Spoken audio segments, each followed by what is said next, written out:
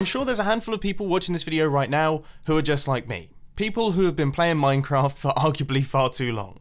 This video is dedicated to you guys. Today we're going to be taking a look at some of the original things that only original Minecrafters will remember. And I'm going to start things off with some 2012 cutting edge technology. Pistons had just been introduced, and I would say about 99% of the pistons placed in 2012 were used for traps like these. I mean, not a day would go by on any Minecraft server where I didn't get caught up in one of these things. It's not even a very good trap. Animals used to be very, very jumpy. They would kind of hop around without any real rhyme or reason. Did you? I mean, there was some hopping around going on there. It's kind of difficult to capture this stuff, but trust me, it used to happen a lot. Jump! Just jump for the camera. I mean, look at this guy over here. Did you see what I mean? They just kind of jump around. Anyway, I think my point's been proven. Let's move on from that. Sponges are incredibly useful these days. I use them a bunch to clear out loads of water, but that hasn't always been the case. You see, back in the early days, well, you couldn't actually get sponges. The only way that you could get sponges in Minecraft is if you cheated them in, and when you did cheat them in, you were very disappointed to find that they did absolutely nothing. They didn't remove any water in the slightest. In fact, they didn't even really look like sponge.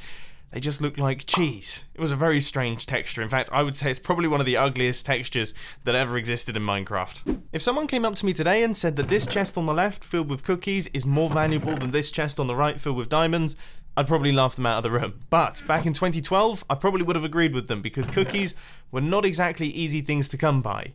You see, cocoa beans didn't grow on trees like they do currently. The only way that you could get cocoa beans is by finding them with mob spawners. So that meant that if someone had a full chest of cookies, I mean, yeah, they're really putting the hours. I'm actually shocked by this one, but this was the original build limit that used to be in Minecraft back when I first started playing. I remember if you built something to the maximum build height of 128 blocks, that would be considered an extremely tall building. But if we just pop down to the floor here, you can see that it's not exactly spectacular, is it? That's not grand or imposing. Imagine if you built a skyscraper and it was only that tall. That's laughable. I've seen trees grow higher than that. Now, I think we can all agree that Endermen are quite frustrating in the current version of Minecraft, just picking up dirt and things. But when they were first introduced, they could pick up any block that they wanted to, including bedrock. Now, this was very quickly changed because it made a mess of a lot of things. But, I mean, these guys would just wander around and then plonk bedrock somewhere, and that's it. It's gonna stay there forever. Who thought that was a good idea? Now, speaking of funny updates and things, I mean, people complain about current updates when they roll out, and there's a handful of bugs here and there, but the way that Minecraft used to be updated was absolutely hilarious. For example, when the XP bar was introduced into the game, they introduced the XP bar, but then just didn't give it a use in the slightest. It would go up, reach the end, and then go back to the beginning again, and you wouldn't get any levels, and there was no enchanting. There was literally no reason for it to be there. Now, I think we can all agree that opening your inventory with E makes total sense. I mean, it's right where your hand normally is. But no, in the early alpha days, you would open the inventory with I, a button that is right the way across the keyboard. Now, I understand that inventory starts with I, but oh, it used to drive me around the bend. For some reason, the sky was kind of a purpley colour. I mean, that is definitely purple, isn't it? When it began to get dark, the lighting engine wasn't very good, gradually transitioning between darkness states. So you would suddenly get these flashes of darkness. And I have to say, it was incredibly scary. I mean, when you're on your first night in the world and you saw that thing ticking down gradually to pitch black, it was frightening. And when I say pitch black, I mean it. There was no way to change the brightness setting of Minecraft. So when it got dark, it got really, really dark. I mean, look at this. I can barely see in front of me. And if you got into some form of cave system, well, good luck seeing anything, because it would just go completely pitch black. You really needed your torches back in the day. But staying on the topic of the cave systems, occasionally they would be lit up by glowing pools of what looks to be tomato soup. Yeah, the lava texture has definitely been improved over the years. Nowadays, we have creative mode. And let's be honest, creative mode is fantastic. You have access to pretty much all the items in the game, you can fly around, you don't take any damage, and you can mine out blocks instantly. it works perfectly, but it hasn't always existed. When I first started playing, there was no creative mode. You had to create it yourself by installing a handful of mods. First off, you got too many items, that was essentially a creative mode inventory, and then you had to get single player commands so that you can enter God mode, flying around, and also insta-mine. No way! They still exist! Oh my word, that's brought me right back! So I was just about to say that when I first installed single player commands, I discovered that giants were a thing that were just in the game, and I would spawn them everywhere. One of the first builds that I ever did was I dug a gigantic hole, I put glass over the top of it, and I put a giant on the inside. They're still there! They're still in the game! How is that? I mean, I'm filled with happiness right now. I'm so glad to see that they still exist somewhere. So that kind of means that it's not really an old school Minecraft thing, because they're still in Minecraft, but I feel like they featured a lot more. I mean, you used to see giants all the time. People would spawn them everywhere. Now I haven't seen one for years. Nowadays we know that when we go to sleep in Minecraft, you're gonna sleep through the night. It's gonna be fine, but that hasn't always been the case.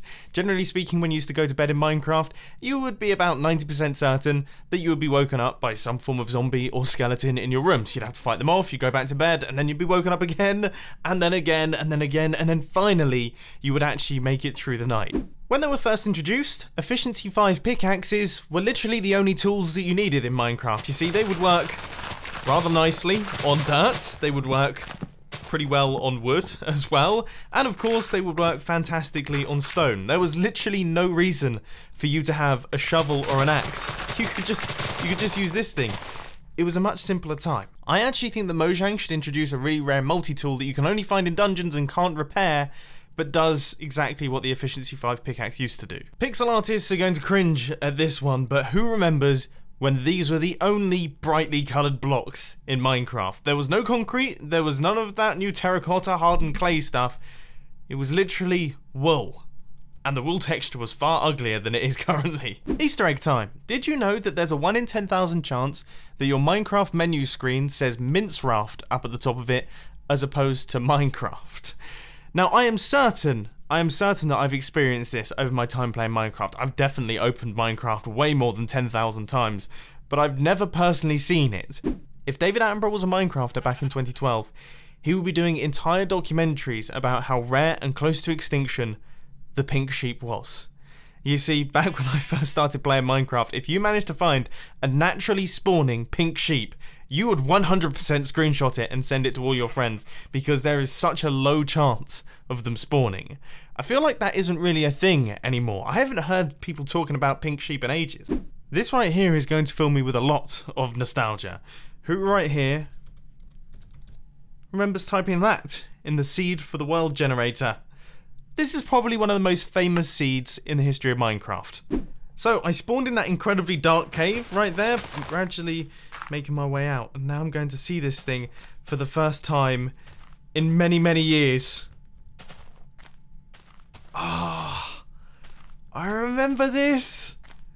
Oh yeah, there's the waterfalls. This was before mountainous terrain was introduced in the game. It was before ravines and everything like that. So this is all just randomly generated by chance, ended up turning into a really, really cool seed. I mean, I gotta say, it's still quite beautiful to this day. Wow, look at that floating area there. So cool. So cool. I've been hit with so much nostalgia right now. I love it. Anyway, moving on from that one before I start crying tears of joy. Does anyone remember when squid just used to fly all the time? I mean, it always used to happen. You'd be chilling out on your house, and then gradually a squid would just float through your wall, travel through the room, and then back out the other side.